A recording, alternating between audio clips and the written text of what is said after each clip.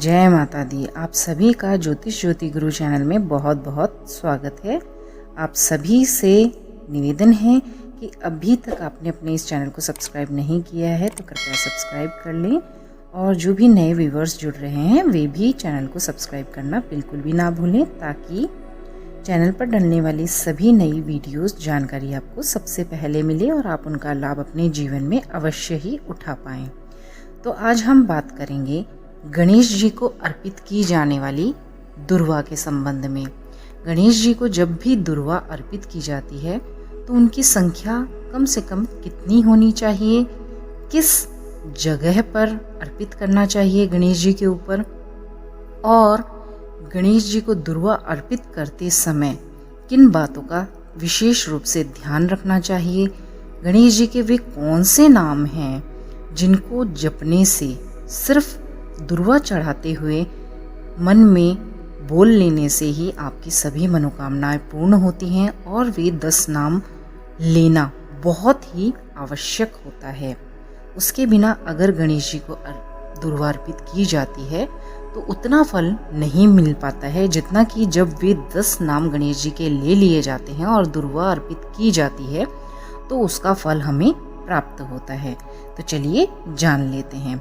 सबसे पहले तो गणेश जी को जब भी दुर्वा अर्पित की जाती है तो यही संशय रहता है कि गणेश जी के किस और दुर्वा अर्पित की जाए।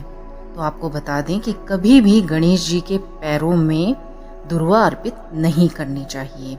गणेश जी के सिर पर अर्पित कर सकते हैं या माला बनाकर दुर्वा की गणेश जी को अर्पित की जा सकती है, जो सर्वश्रेष्ठ होती है। लेकिन अगर उनका दुर्वाओं को इकट्ठा करके अगर अर्पित उनके दाएं या बाएं भाग में किया जाता है तो किस भाग में करें।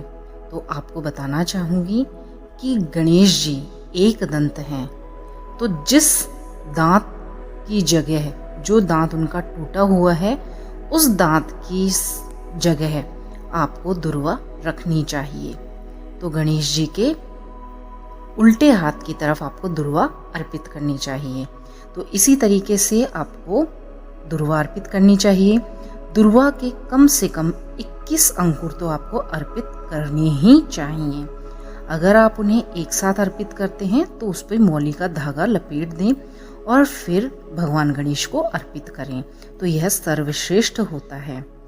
कभी भी गणेश जी के दूसरी तरफ या पैरों में दुर्वा अर्पित नहीं करनी चाहिए। इस बात का विशेष ध्यान रखना चाहिए, नहीं तो लाभ होने के बजाय हानि उठानी पड़ती है। तो इस बात का आप ध्यान रखें कि गणेश जी को दुर्वा कहाँ अर्पित करनी चाहिए।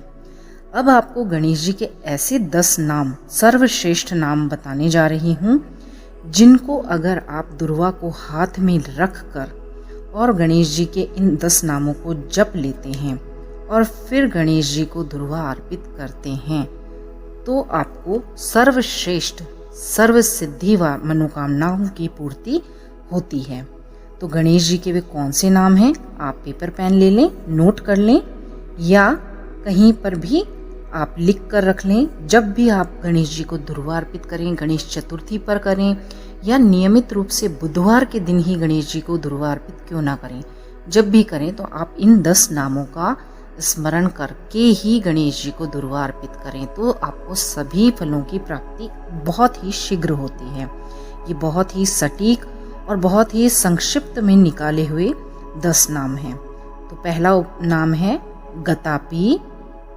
मैं 2-2 बार रिपीट कर दूंगी, आप ध्यान से सुन लें। पहला नाम है गतापी, दूसरा गौरी सुमन, दूसरा गौरी सुमन, तीसरा अघनाशक, तीसरा अघनाशक, चौथा एकदंत, चौथा एकदंत, पांचवा ईशपुत्र, पांचवा ईशपुत्र, छठा सर्वसिद्धिप्रद, छठा सर्वसिद्धिप्रद, सातवां विनायक, सातवां विनायक, आठवां कुमार गुरु, आठवां कुमार गुरु, नौवां मूषक वाहन संत, नौवां मूषक वाहन संत, और 10वां इम्भवक्त्राय।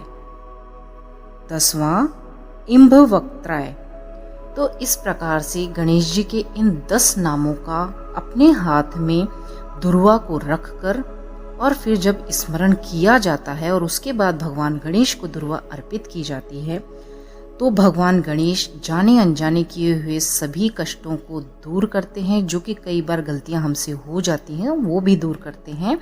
और कोई काम हमारे नहीं बन रहे हैं, हमारी मनोकामनाएं पूर्ण नहीं हो पा रही हैं, तो उन सभी अवरोधों को दूर करते हैं और निश्चित रूप से सिर्फ एक इतने से छोटे से उपाय से ही प्रसन्न होकर, कहने में ये बहुत छोटा सा उपाय है लेकिन बहुत कारगर उपाय है, इसको करने मात्र से ही सभी प्रकार की बाधाएं दूर होती हैं जीवन से और जीवन की सभी मनोकामनाएं बहुत ही शीघ्र भगवान पूर्ण करते हैं।